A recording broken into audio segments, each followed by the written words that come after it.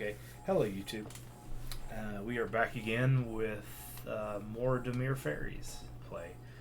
In front of you, we have a good hand that we're going to keep. We're going to go through a couple games, show the match off, more analysis, more of a breakdown than normal, than me just normally just playing through the games, and kind of commenting as we go instead in real time. But this time I can kind of go back and look at what we're doing and why we did it a little bit more.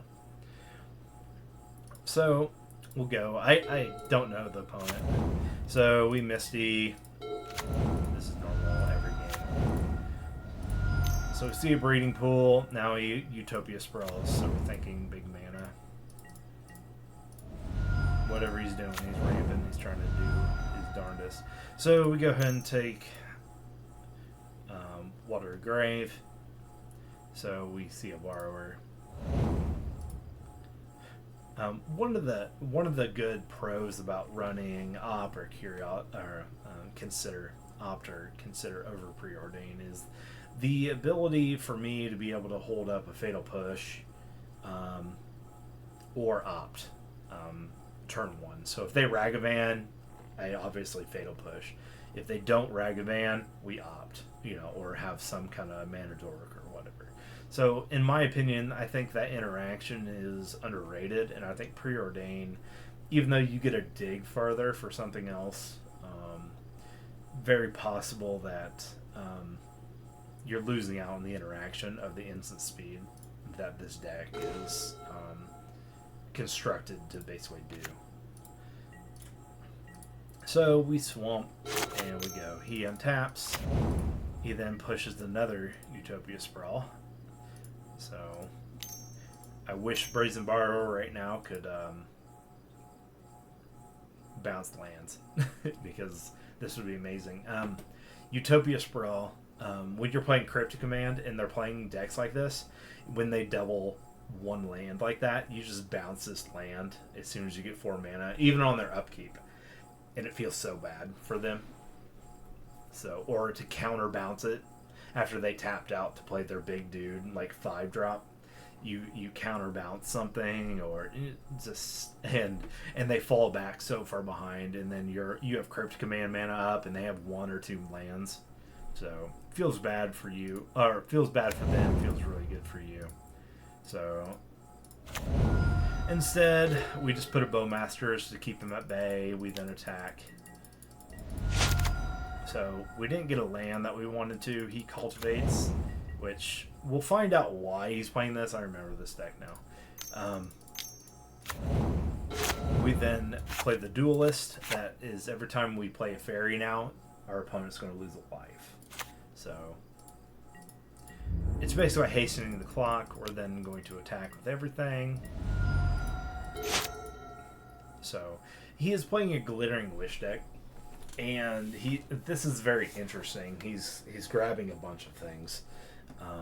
It's kind of like a money pile a little bit with a twist, but it's not super money pile-y, but it's a lot of different cards, and it's very interesting, and that's why I bring the game back to you guys.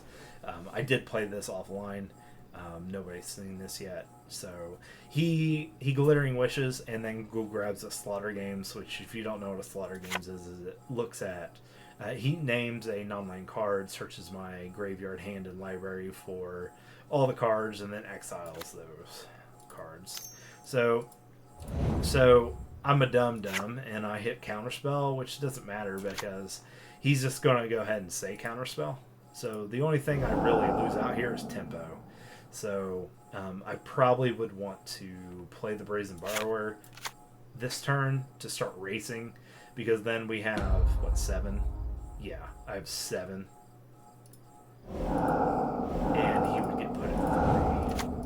So then he land and passes. So then we attack for 4. So he would have been at 3 if I would have played that line.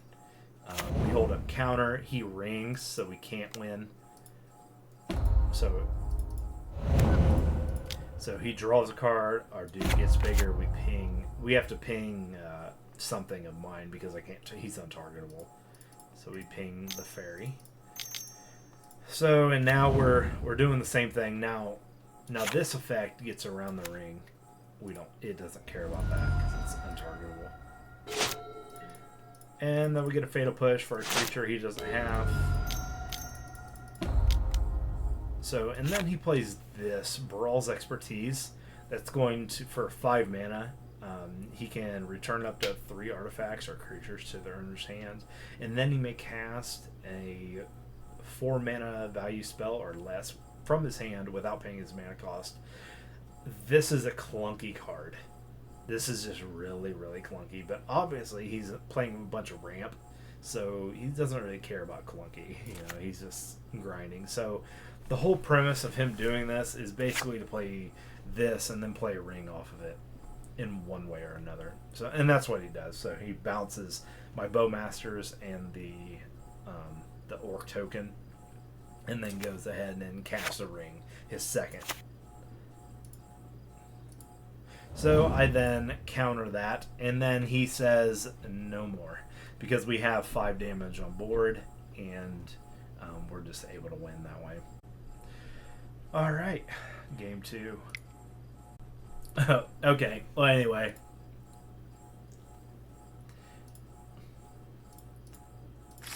So like I said, we don't like our first hand. And we see this hand has 2 lands in it. We have 2 Faerie Fencing. We get rid of a Faerie Fencing. So we keep that, and we go. He's on the play. He Utopia Sprawls, more mana ramp. We then land pass, and then he Farseeks to ramp even more. Passes, we opt. It's very possible we should have kept this, but we didn't.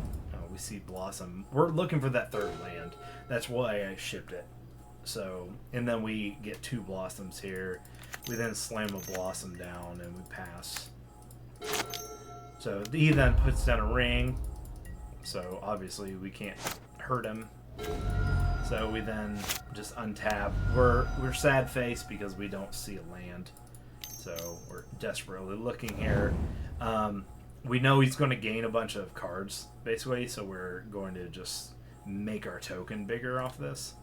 So maybe I should have not played this, but he ends up responding with a Leyline Binding. Back to the Bowmasters, we get the token. It's fine. He Farseeks and he reaches again and ramps. And then he Leyline Bindings our initial Bitter Blossom. We draw, still haven't drawn land. It's turn 4, so we're not really happy with that. So, and in a situation like this, Preordain is not going to help you get like another card. Yes, it would have taken both of those cards to the bottom. It would have came a turn sooner. But I think in most decks with the probabilities, that's not always going to be the case. I think you still may lose this game even if you don't get that. Maybe not all the time. Maybe there's obviously some kind of win percentage there, but I don't know if it's significant. So anyway, he continues to draw cards. We have cards. We just have no mana to cast them. He casts this. He's casting these huge sorcery speed cards, basically. And for, Voices from the Void says domain, so for every basic land type that he controls, target player discards a card. So he has 5, we discard 5 cards. This really hurts. The only thing good we have going on here is we have a Bitter Blossom actively going, and we're going. So we do that, we get a Faerie token, we swing, we're trying to grind him down. Okay, he keeps taking hits off of his ring and drawing cards. He cultivates to constantly take out lands from his deck to basically thin his draws.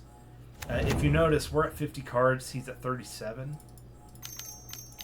So he is drawing just a massive amount of cards. He's almost drawn half his deck. He then goes ahead and taps, draws cards, plays another ring to replace it.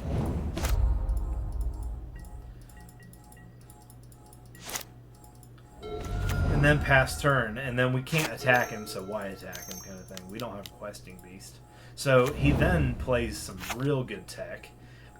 Resolute Agent, Archangel, which is when it enters the battlefield, your life total basically becomes your starting life total as long as you have less life than what you started with.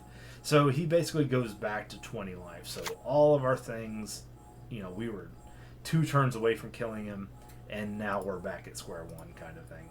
But we still have a decent amount. He just has a 4/4 flyer that we have to deal with now, and we don't really have anything else going on. Like, we're top decking, so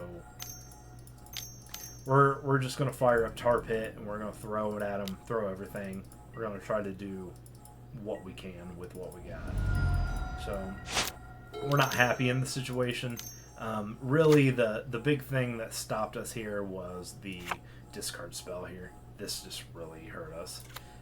He then cast Nimizet Supreme for the Kaleidoscope, all 5. Flying Hexproof and Monocolor. Each instant sorcery in your graveyard that's exactly 2 colors has Jumpstart. So he can just start flashing back everything. So he's really far ahead. What we're hoping for is he just whiffs and doesn't get another ring, which won't happen. So he plays another Binding, takes our Bitter Blossom, because he knows the only way we can do that is to have endless blockers. So, because on board state right now, if he's attacking with 2 creatures and I'm blocking with one of those and just taking the 4, it is very possible that I can actually still win this game with an active Bitter Blossom and just swinging through him. But he can never, because he can never attack. So he cultivates to thin his deck more. So this is why I'm saying it's more of a money pile deck. Even though they're not playing the normal money pile stuff, they're playing all these cards to thin out their deck to where they just get these 1 or 2 threats, and it goes down. And this is what he wants to be doing. So with an active Bitter Blossom, I'm actually kind of happy to be here. I'm not like, the only thing I need is like 2 counter spells in my hand, and I would be actually good. You're not gonna, like, it's not gonna bother me to have this stuff. So instead of, since we don't have tokens coming in, I just go ahead and attack with the Tar Pit. So he then starts gaining life with Heroes Renown, I believe. Yeah, Heroes Reunion. So he then does that. We block. So he then Dark Petitions. He then T3s. It's a Faerie 3. And if it wasn't bad before, it is horrible now. So, and our opponent's running out of time on his chess clock. He's gaining a bunch of life, so I'm just I want to see everything this deck has to offer, just in case I see it again. So this is homework to me. And then he brings to light a Glittering Wish, and then grabs Zakama Primal Calamity. He then obviously attacks here. So, and Zakama is this big 9 creature, 9/9 Vigilance, Reach, Trample. When it enters the battlefield, you may untap all lands you control. And then he has a bunch of abilities. He can bolt things for 3. He can destroy target artifact enchantment for 3. And then he can gain 3 life if he wants. He can just kind of do everything. So, and you notice it took him 2/3 of his deck to draw to get there. I would hate to play this deck in paper. Like, he's everywhere. He's so far. This is a commander deck. This is why I kind of say it's like money pile. This is more of a commander deck than it actually is a modern deck. So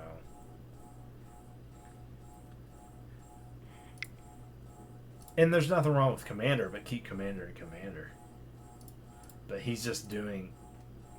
He's doing it. He did it. So he has 2 minutes to beat us. And I don't think he's going to get there. And I think we get a pretty good start here. And he might just give up. Yeah, he just gave up completely. So we don't have another game to show. But I would say that the game would happen like game 1 again. We are favored in a matchup like this. He has to get so much going on. That's the only reason I really like decks like this coming in. Because once we sideboard, once I really saw his deck go off turn 2 or game 2, I'm able to sideboard exactly what I need to beat him and know the avenues that I want to go in there. If I counter 1 cultivate and he doesn't get the lands he needs, he stalls. If I counter 1 ring, he stalls. It's just like that. He has to have that perfect flow of mana and being able to play, and then Utopia Sprawl on top of that. Like, he has to have that perfect amount of ramp to get there. And then once he gets there, he can obviously go off like he did. But he has trouble getting there. So no third game. I'm sorry. I apologize for that. So anyway, if you enjoy that, definitely subscribe to the channel. Follow me on Twitch and YouTube. So, and YouTube has 200 some Modern Faerie videos out and more to come. So see you next time.